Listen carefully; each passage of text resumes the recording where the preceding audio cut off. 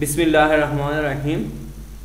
Macroeconomics chapter 3 national income. आज का जो हमारा चैप्टर है, फर्स्ट लेक्चर है इस चैप्टर का, national income where it comes from, के हम नेशनल इनकम को कैसे हासिल करते हैं, एंड वेयर इट गोज़, के हम नेशनल इनकम को कैसे डिस्ट्रीब्यूट करते हैं डिफरेंट फैक्टर्स ऑफ प्रोडक्शन में। तो उसके बाद हम बात करते हैं नेक्स्ट स्लाइड।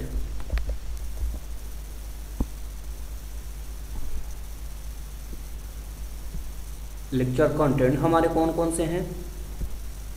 लेक्चर का कंटेंट में सबसे पहले what determines the economies total output income, के कौन कौन सी ऐसे फैक्टर हैं जो कि हमारे टोटल आउटपुट या इनकम को डिटरमाइन करती हैं। तो उसके बाद हमने इस लेक्चर में डिस्कस करना है how the price is a factor of production are determined, कि उसके फैक्टर ऑफ प्रोडक्शन की जो प्राइसेस है उनको हम कैसे डिटरमाइन करते हैं, इसको भी डिस्कस करना है। और थर्ड वन जो कि हम इनकम को जनरेट करते हैं और उसको आगे हम डिस्ट्रीब्यूट कैसे करते हैं। तो ये है आज के हमारे लेक्चर के कंटेंट्स हैं।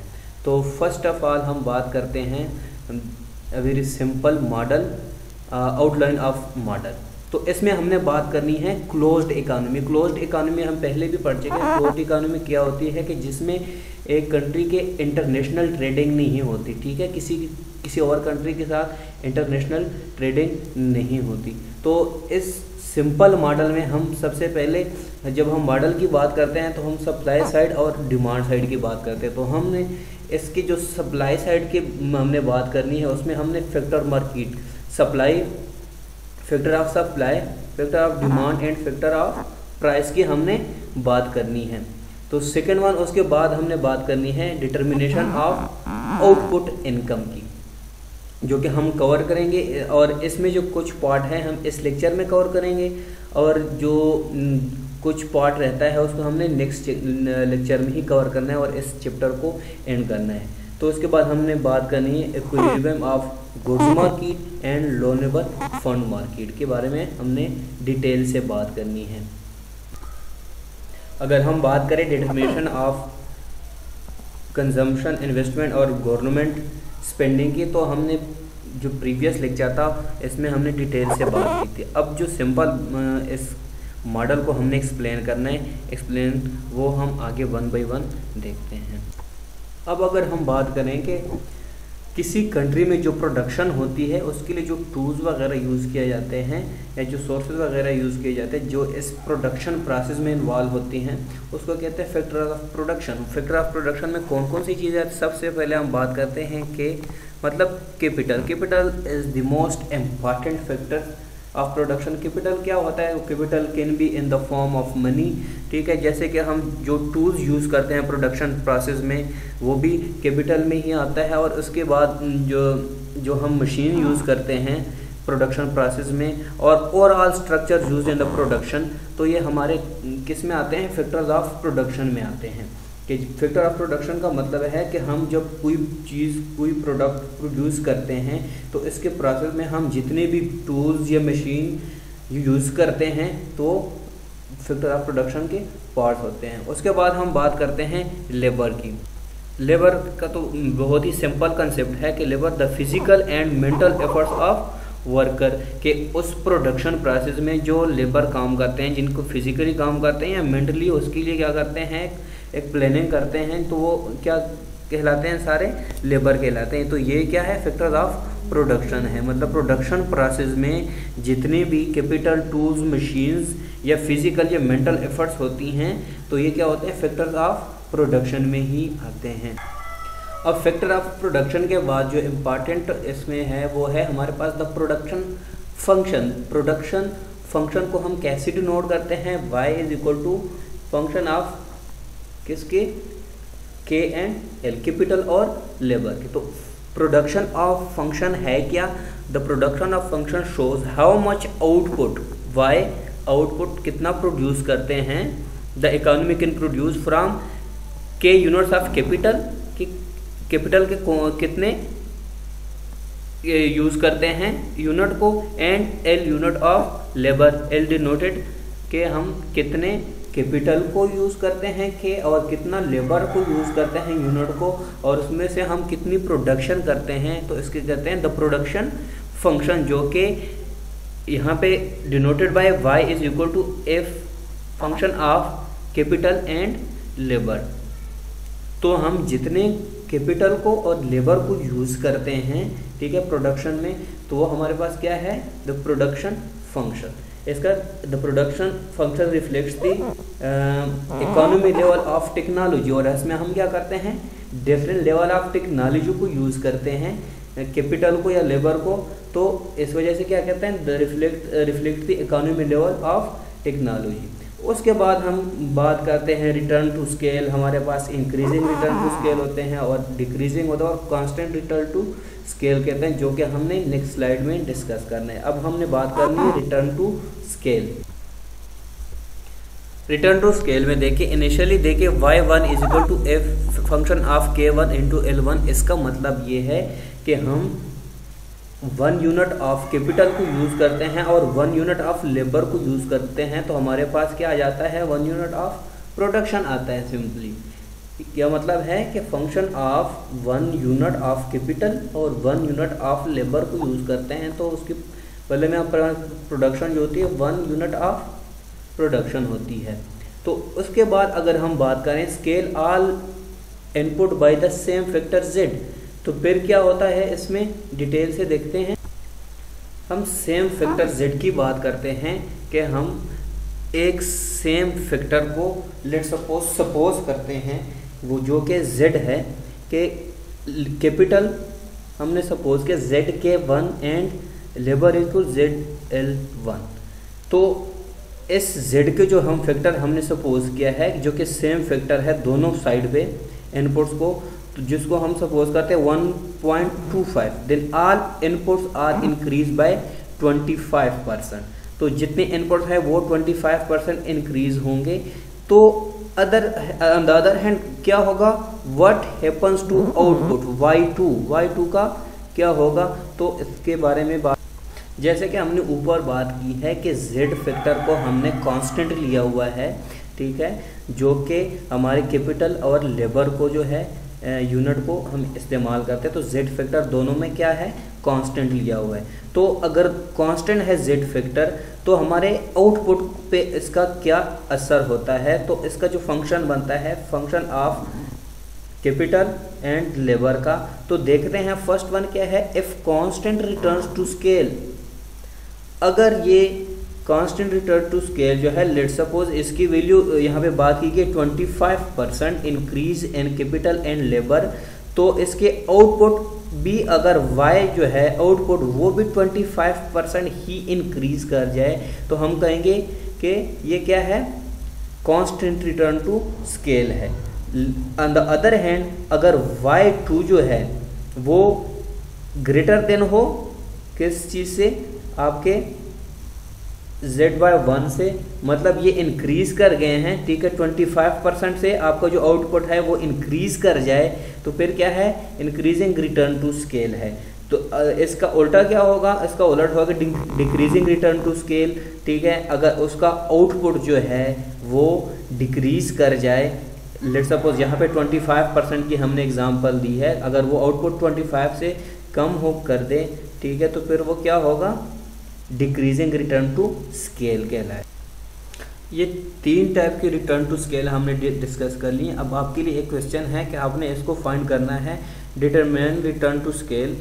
तो AF function of k into L 2k plus 15, तो ये 3 जो है ये आपने साफ करके मुझे बताने हैं असाइनमेंट में कि इनमें से कौन से जो है आपका इंक्रीज कांस्टेंट है, कांस्टेंट रिटर्न टू स्केल है, इंक्रीजिंग रिटर्न टू स्केल है, या फिर डिक्रीजिंग रिटर्न टू स्केल है। आगे हम बात करते हैं नेक्स्ट में अजम्पशन ऑफ द मॉडल।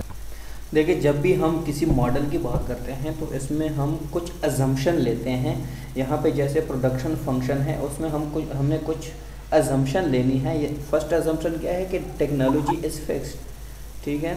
तो second assumption, the economy supply end of capital and labour are fixed at क्या K is equal to K bar, ऊपर बार है, and L is equal to L bar. तो हमने ये assumption लेनी है, इस अजम्पशन के बेस पे हमने आउटपुट को जो है वो डिटरमाइन करना है कि हम कैसे आउटपुट को डिटरमाइन करेंगे, तो इसके बारे में हमने बात करनी है।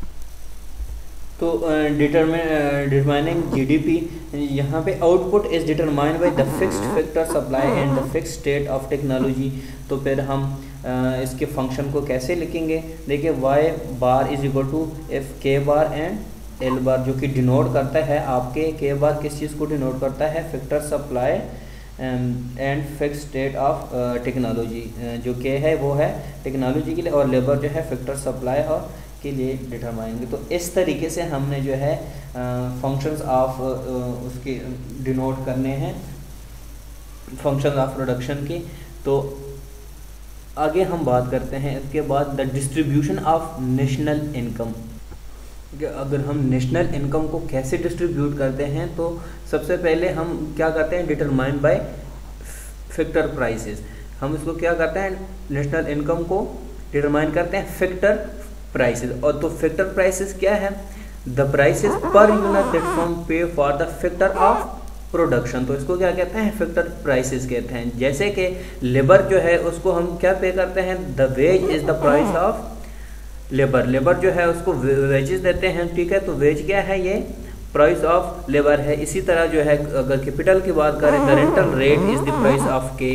कैपिटल की जो रेंटल रेट है उसकी क्या है, प्राइस कहलाती है। कि हम कैसे जो है प्रोडक्शन को डिस्ट्रीब्यूट करते हैं, जो हम प्रोडक्शन करते हैं उसको कैसे डिस्ट्रीब्यूट करते हैं। जैसे कि हमने पिछले में अज्यूम किया था कि y bar is equal to K function of K bar और L बार। तो इसी तरह जो है हमारे पास K यहाँ पे जो है वो है रेंटल रेट, और वेज जो है वो is the price of L है।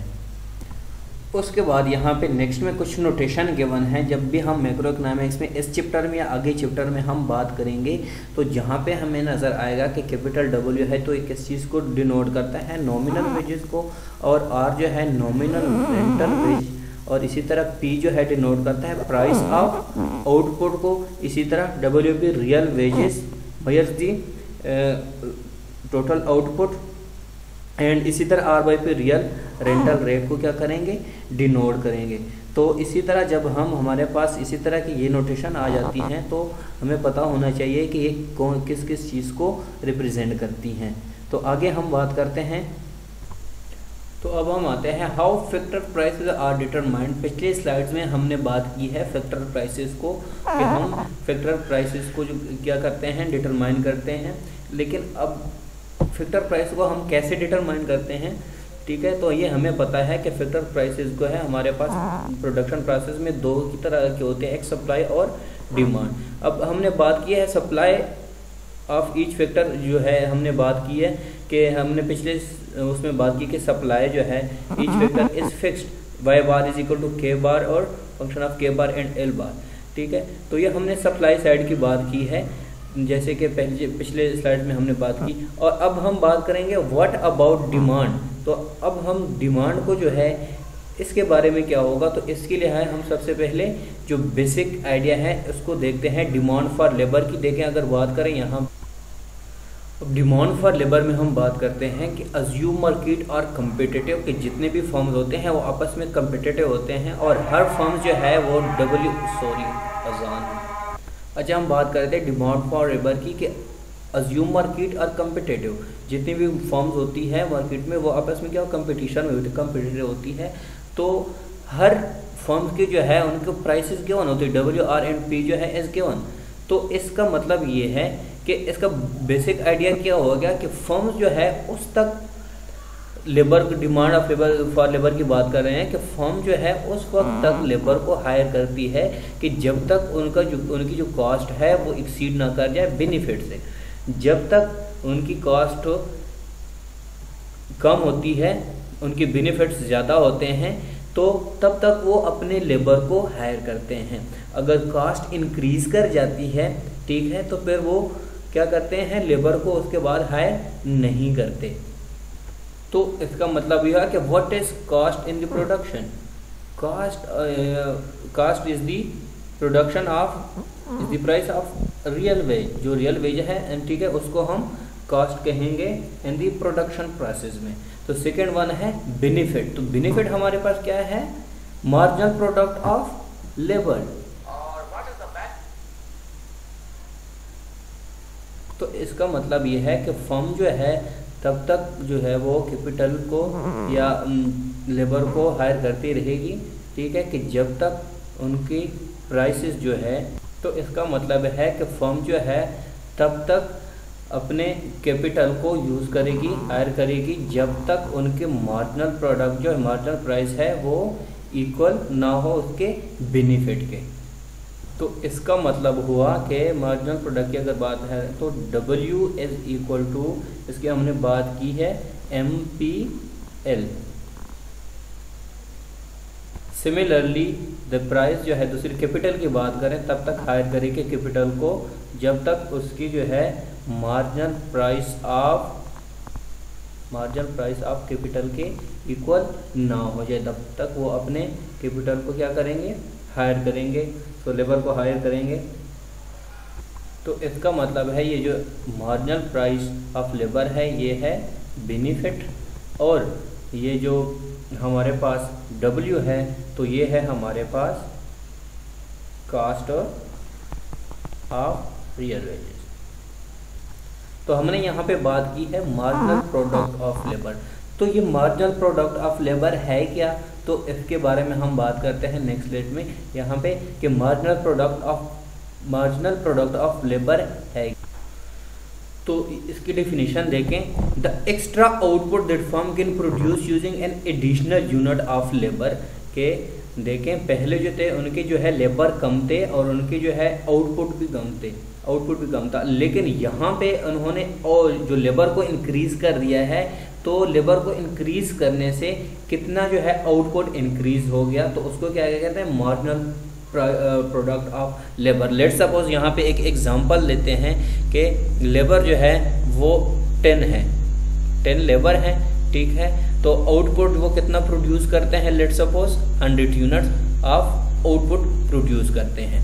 अब अगर ये जो लेबर 10 है इसको हम इंक्रीज करते हैं, लेबर को लेट सपोज 11 करते हैं, ठीक है, और हमारे जो आउटपुट है वो भी इंक्रीज कर जाता है 110 तक, तो हम जो है MPL को कहते हैं चेंज। सबसे पहले लेबर में कितने चेंजिंग आई, change in labour is equal to कितने आया, 10 से 11 हो गए तो 1 चेंज आया, ठीक है। और इसी तरह चेंज इन आउटपुट को अगर हम फाइंड करें तो कितना आया, 110 हो गया कितने से, 100 में से, तो ये कितना हो गया, 10 चेंज आया इसमें। तो हम कैसे फाइंड करेंगे अब MP marginal product of labour को कैसे फाइंड करेंगे, change in output divided by change in labour. तो ये हमारे पास आ जाएगा, चेंज इन जो आउटपुट है वो हमारे पास है 10 और चेंज इन लेबर जो है वो है हमारे पास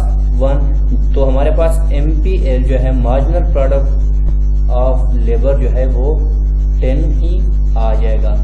इसको देखें तो MPL इज इक्वल टू 10। इसका मतलब क्या हुआ कि हम 1 यूनिट ऑफ, अगर हम 1 यूनिट ऑफ लेबर को इंक्रीज करें तो हमारा 1 यूनिट ऑफ लेबर के इंक्रीज से क्या इफेक्ट पड़ेगा, 10 यूनिट ऑफ आउटपुट क्या हो जाएंगे, इंक्रीज हो जाएंगे। तो 1 मार्जिनल प्रोडक्ट ऑफ लेबर का यहाँ पे मतलब है कि 1 लेबर को अगर इंक्रीज कर दें तो हमारे पास जो है 10 यूनिट ऑफ आउटपुट क्या हो जाएंगे, इंक्रीज हो जाएंगे।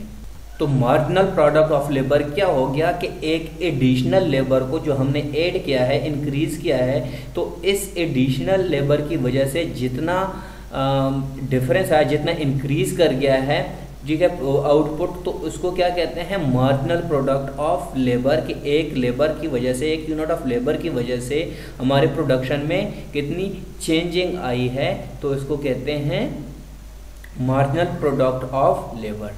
इसी तरह मार्जिनल प्रोडक्ट ऑफ कैपिटल को भी हम इसी तरह ही डिनोट करते हैं। मार्जिनल प्रोडक्ट यहाँ पे मतलब, मार्जिनल प्रोडक्ट का मतलब है कि किसी एक को, ठीक है, लेबर को या कैपिटल में चेंजिंग से जो हमारे आउटपुट में जितना चेंजिंग आती है उसको कहते हैं मार्जिनल प्रोडक्ट ऑफ लेबर। अगर इसी तरह हम कैपिटल की बात करें तो वो भी मार्जिनल प्रोडक्ट ऑफ कैपिटल ही कहलाएगा, कि अगर हम एक ही यूनिट ऑफ कैपिटल में जो है चेंजिंग करें तो उसकी वजह से हमारे आउटपुट में कितना चेंजिंग आ जाती है तो उसको क्या कहेंगे, मार्जिनल प्रोडक्ट ऑफ कैपिटल। तो दोनों का कंसेप्ट सेम है, तो हमने सिर्फ यहाँ पे समझना है कि मार्जिनल प्रोडक्ट जो है इसका मतलब क्या होता है कि increase in one unit of labour और capital which result the increase in output.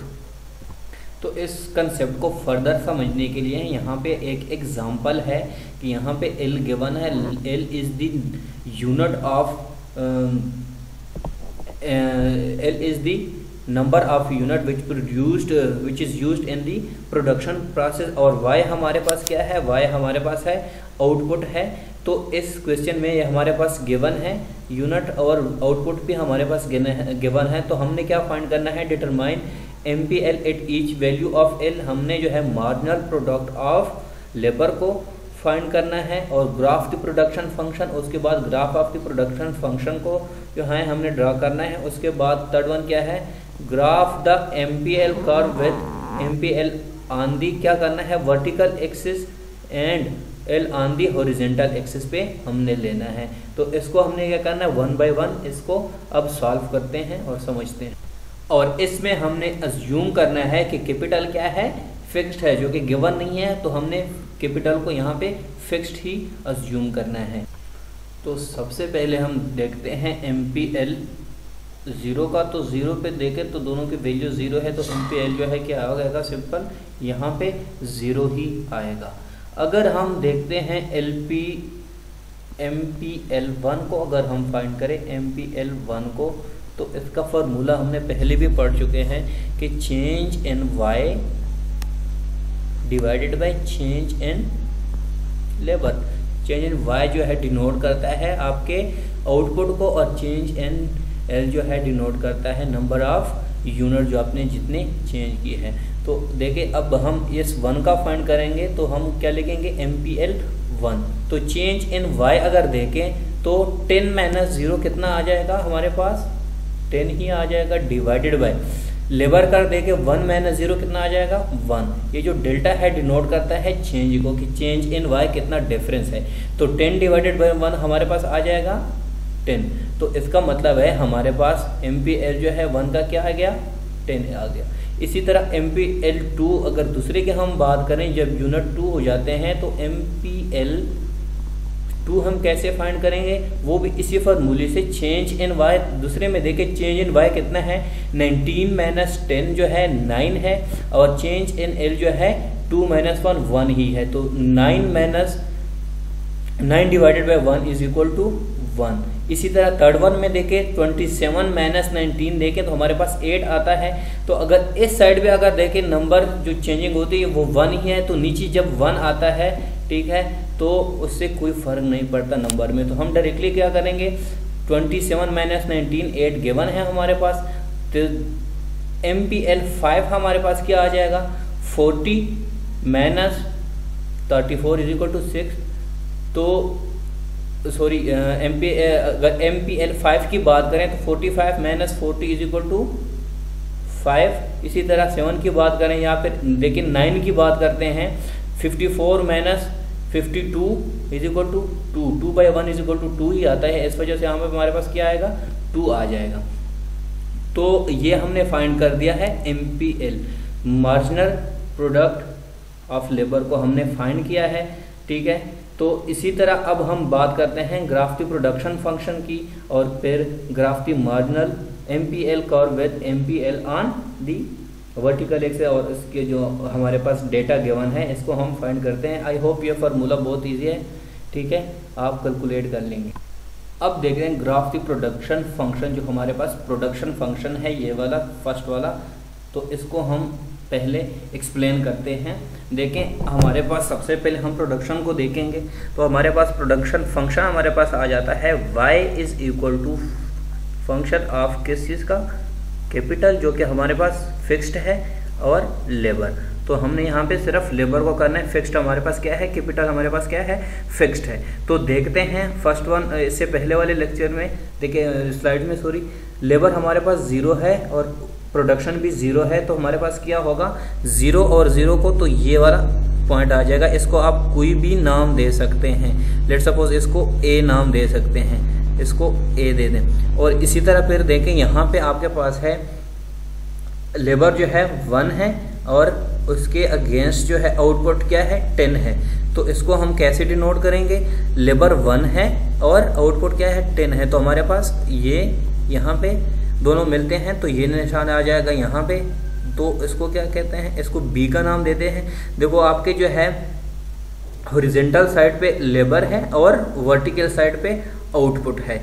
इसी तरह इस ग्राफ को देखें, इस ग्राफ को 3 पे क्या है 27 है, 2 पे 19 है। तो अगर 2 पे 19 है तो 2 ये है, 19 यहाँ पे तकरीबन आ जाएगा, 20 से थोड़ा नीचे, तो ये पॉइंट आ जाता है। तो इसको आप अपनी तरफ से नाम दे दें सीधे। इसी तरह नाम देते जाएँ 4 के अगेंस्ट क्या है, 3 के अगेंस्ट ये 29 है, 4 के अगेंस्ट ये सारे गिवन है, ठीक है। यहाँ पे इसको देख के 5 के अगेंस्ट 40 है, 6 के अगेंस्ट 45 है, 7 के अगेंस्ट 49 है, 8 के अगेंस्ट जो है प्रोडक्शन है 52 है, 9 यूनिट के अगेंस्ट जो है प्रोडक्शन हमारे पास 54 है और 10 यूनिट 55 है। तो इसको अगर देखें तो हमारे पास ये ग्राफ है, ये लेबर है, लेबर इंक्रीज होते हैं तो हमारे पास क्या होता है, प्रोडक्शन भी इंक्रीज हो जाती है। तो ये क्या है हमारे पास डायरेक्टली प्रोपोर्शनल है आपस में। तो ये हमारे पास जिसको हम नाम देते जाएंगे, ठीक है, CDE, तो इसका जो ग्राफ है तकरीबन हमारे पास ये लाइन आ जाएगी इसकी। तो अब हम बात करते हैं नेक्स्ट मार्जिनल प्रोडक्ट ऑफ।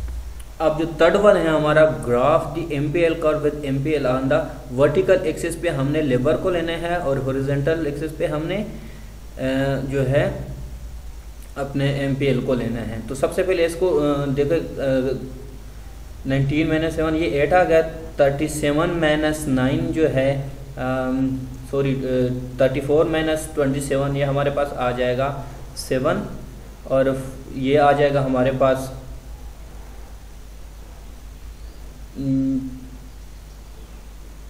4 - 3 7 आ गया, यहाँ पे 40 - 6 आ गया, यहाँ पे 45 - ये 5 आ जाएगा।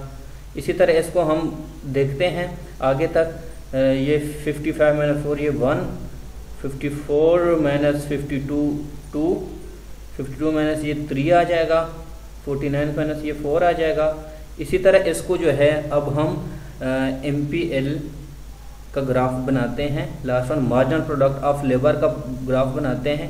देखा हमने यहाँ पे कि 0 का तो यहाँ पे ये कोई पॉइंट नहीं है। अगर हम 1 यूनिट ऑफ लेबर को यूज़ करते हैं तो हमारे पास MPL जो है यूनिट ऑफ कितने हो जाते हैं 10 आ जाते हैं। देखिए हमने यहाँ पे देखा था ये वाला 10, उसके बाद 9 इसी तरह डिक्रीज हो रहे हैं, 9 फिर 8 है, इसी तरह कम हो जा रहे हैं। इसको देखो हमने इक्वल पार्ट्स में डिवाइड किया 0 to 4 से। अगर एंड पे देखें इसको हम जो है अपनी तरफ से A का नाम B C D E F कि हम जितने अपने लेबर को इंक्रीज करते हैं, ठीक है, तो यूनिट ऑफ आउटपुट जो है वो उस पर क्या इफ़ेक्ट आता है। तो ये हमारे पास एट द एंड ऑफ जो है इसको अगर हम देखें तो ये लाइन आ जाती है आपके मार्जिनल प्रोडक्ट ऑफ लेबर की। तो अगर देखें यहाँ पे कि हम अगर अपने लेबर को इंक्रीज करते हैं तो हमारा आउटपुट क्या हो जाता है, डिक्रीज है। तो इन्वर्स रिलेशन यहाँ पे शो कर रहा है, ठीक है। तो ये क्या शो कर रहा है, इन्वर्स रिलेशन के अगर हम एक लेबर को इंक्रीज कर दें यूनिट ऑफ लेबर तो हमारा आउटपुट जो है वो डिक्रीज हो जाता है। तो ये इन्वर्स रिलेशन शो करता है जो कि है हमारे पास the law of diminishing marginal product. तो इसको कहते हैं law of diminishing marginal return. तो ये जो है नेगेटिव स्लोप है, इन्वर्स रिलेशन है जो कि शो करता है कि labour of one unit of labour को आप इंक्रीज करते हैं तो इसके अगेंस्ट जो है हमारे पास उसके अगेंस्ट वन आउटपुट जो है वो डिक्रीज हो जाता है, जो कि है the law of diminishing marginal return, जो यही हमें बताता है। उसके बाद अगर देखें हम the MPL and the production line के लेबर जो है और आउटपुट का, इनके अगर प्रोडक्शन फंक्शन को देखें MPL और प्रोडक्शन फंक्शन को, तो ये देखें हमारे पास सबसे पहले MPL स्लोप हमें क्या है, स्लोप हमें क्या चीज़ रिप्रेजेंट करता है, स्लोप का मतलब है यहाँ पे change in y divided by change in l, ये हमें शो करता है कि इसका मतलब ये है कि अगर one labour unit of labour को हम जो है ऐड करते हैं तो इसके अगेंस्ट जो हमारा आउटपुट है, ठीक है, MPL लेट सपोज इसको 1 लेते हैं, ठीक है, इसी तरह MPL, तो ये क्या होता है कि एक लेबर की वजह से हमारा आउटपुट क्या हो जाता है, डिक्रीज हो जाता है। जैसे जैसे हम लेबर को इंक्रीज करते हैं हमारा आउटपुट क्या हो जाता है, डिक्रीज होना शुरू हो जाता है। तो इसका मतलब है as more labour is added MPL decreases. तो ये हमें क्या शो करता है, ये हमें शो करता है the law of diminishing marginal return, ठीक है। तो इसका मतलब क्या है कि as a factor input is increase, कि जैसे कि हम इनपुट को इंक्रीज करते हैं इट्स मार्जिनल प्रोडक्ट फॉल्स, तो इसके मार्जिनल प्रोडक्ट्स फॉल होते हैं जैसे कि इस ग्राफ में शो हुआ है, ठीक है। तो अदर थिंग्स इक्वल या अदर थिंग्स रिमेन्स कांस्टेंट, जैसे कि हमने कैपिटल की बात की है कि यहाँ पे वो क्या है, कांस्टेंट है। तो इसका मतलब है कि जब हम लेबर को इंक्रीज करते हैं और अपने होल्डिंग के इज फिक्स्ड, तो कैपिटल को हम क्या करते हैं, फिक्स्ड लेते हैं, ठीक है। तो ये हमारे पास क्या चीज़ शो करती है, डिमिनिशिंग मार्जिनल रिटर्न। ये एक लॉ है कि हमारा जब लेबर जो हम इंक्रीज करते हैं, पर यूनिट लेबर इंक्रीज करते हैं और बाकी जो फैक्टर है, ठीक है, उनको रिमेन्स कांस्टेंट लेते हैं, तो उसके अगेंस्ट जो आउटपुट है हमारा वो डिक्रीज हो जाता है। तो ये है डिमिनिशिंग मार्जिनल रिटर्न। तो इसकी रीज़न क्या होता है, ऐसे क्यों होता है, ऐसे इस वजह से होता है कि जब आप लेबर को इंक्रीज करते हैं तो एक मशीन पे जो वर्कर है उनकी जो है वो क्या हो जाते हैं, कम हो जाते हैं पर वर्कर, फेवर मशीन्स पर वर्कर का। तो इसी वजह से उसकी जब मशीन पे लेबर इंक्रीज कर जाते हैं, ठीक है, तो उसकी वजह से लोअर प्रोडक्टिविटी होती है, क्योंकि मशीन एक ही है, उस पर जो है जितने आप लेबर जो है वो इंक्रीज करते हैं तो उसकी वजह से उनकी प्रोडक्शन क्या हो जाती है, आप एक तरफ आपकी जो है लेबर इंक्रीज हो जाती है और दूसरी तरफ उसकी प्रोडक्टिविटी है वो डिक्रीज हो जाती है। अच्छा, ये कंसेप्ट बड़ा ही ईजी था। इस कंसेप्ट को जो है समझते हुए मैं आपको जो है यहाँ पे एक असाइनमेंट एक और है, ठीक है। तो आपने इसमें क्या बताना है कि diminishing marginal return of to labour जो है कौन सा है इन तीनों में, ठीक है। ये आपके पास गिवन है, ये तीनों आपने करने हैं, ठीक है, समझना है इसको। अगर समझ ना आए तो फिर हम इसको क्लास में मैं दोबारा बता दूंगा, लेकिन ये आपके लिए असाइनमेंट है, आपने समझ के इसको करना है। इसके बाद है हमारे पास एक्सरसाइज नंबर 2। तो इसमें हमारे पास लेबर जो है, यूनिट ऑफ लेबर ये गिवन है और आउटपुट भी हमारे पास गिवन है और MPL ये तीनों गिवन है, ठीक है। तो हमें यहाँ पे बताना है कि suppose work wages of price of worker जो है वो क्या है, 6 है, ठीक है। यहाँ पे मतलब जिसको हम कहते हैं कॉस्ट है, ठीक है। तो लेट सपोज यहाँ पे डी में क्या शो हो रहा है, F L is equal to 3, labour 3 को अगर हम लें तो फिर शुड फर्म हायर मोर और लेस लेबर। तो फर्म को जो है मोर और लेस लेबर हायर करनी चाहिए या नहीं, अगर करनी चाहिए तो रीजन बताएं, नहीं करनी चाहिए तो भी रीजन बताएं। तो यहाँ पे देखे लेबर क्या है हमारे पास 3 है, ठीक है। L3 का अगर हम MPL देखें तो वो क्या है 8 है। अगर कास्ट जो है 6 रुपीज़ है और MPL जो है वो क्या है 8 है, तो इसे हमें पता चल रहा है कि जब तक हमने ये देखा था, ठीक है, प्रोडक्शन फंक्शन में, ठीक है, कि जब तक हमारी कास्ट जो है वो हमारे मॉडल जो MPL से लेस हो तब तक हम क्या करेंगे, अपने लेबर को हायर कर सकते हैं। तो इसमें ये है कि हमारा MPL जो है वो ग्रेटर देन है कास्ट से, तो हम क्या कर सकते हैं, अपने लेबर को और हायर कर सकते हैं, ठीक है, क्योंकि हमारा MPL जो है वो हायर है अब हमारे कास्ट से। अब नेक्स्ट वन देखिए, F L is equal to 7, ठीक है, इसको लेते हैं तो फिर क्या होगा, शुड फॉर्म हायर मोर और लेस लेबर वाई। तो इसको MPL देखे क्या है 4 है और इसकी कास्ट वही सपोज है 6 है, तो फिर क्या करना चाहिए यहाँ पे, जाहिरी बात है जब कास्ट इंक्रीज कर गई है आपकी बेनिफिट से, ठीक है, एमपीएल से, तो फिर क्या है आप इसमें क्या करते हैं, लेबर को हायर नहीं करते, क्योंकि आप ऑलरेडी जो है आपकी जो कास्ट है वो higher than your MPL, benefit से हायर है। तो इस वजह से सेकंड ऑप्शन में क्या होगा, नो होगा। ठीक है, क्या फर्म के जो है और हायर नहीं कर सकते। ठीक है, तो इस वजह से क्योंकि आपका एमपीएल जो है वो लेस देन है कॉस्ट से। तो नेक्स्ट में देखते हैं MPL and the demand for labour. तो ये हमें क्या शो करता है, यूनिट ऑफ लेबर है यहाँ पे और यूनिट्स ऑफ आउटपुट है। ठीक है, ये रियल वेजेस हैं। ठीक है, क्वांटिटी ऑफ लेबर डिमांडेड। ठीक है, तो ये हमें क्या शो करता है, each firm hires labour up to point where, जब उनके बेनिफिट इक्वल हो उनके कॉस्ट के। ठीक है, अगर ये इंक्रीज कर जाएं तो फिर क्या करेंगे, वो अपने लेबर को हायर नहीं करेंगे। तो ये हमें शो करता है, ठीक है, ये इस कर्व से कि हमें ये भी नेगेटिव ही स्लोप है। ठीक है, इनका स्लोप ही नेगेटिव बनता है, MPL labour demand units of output. ठीक है, जैसे कि हमने पिछले एग्जांपल में देखा।